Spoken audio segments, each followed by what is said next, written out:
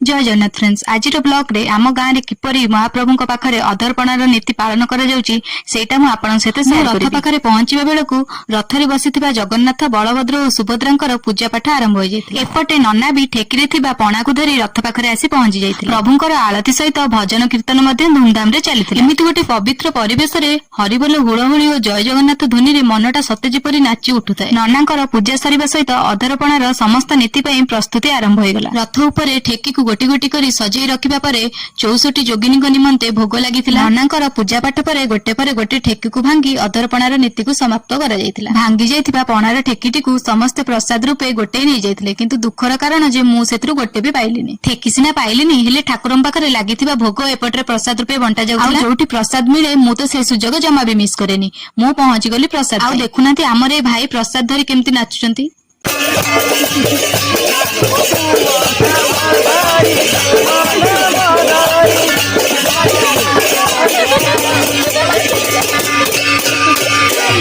मत लगुच भाईंकर डांस एवं सरबनी हेले मु तांकठु मागी किछि प्रसाद पाइ। अधरपणार समस्त नीति सरिबा परे समस्त प्रसाद पाइ निज निज घर को चले। आमे माने किछि समय प्रभुंक पाखरे रही भजन कीर्तन करि सारिबा परे प्रभुंकर आशीर्वाद नै समस्त चली निज निज घर को। आपण सहित देखा नेक्स्ट वीडियो रे।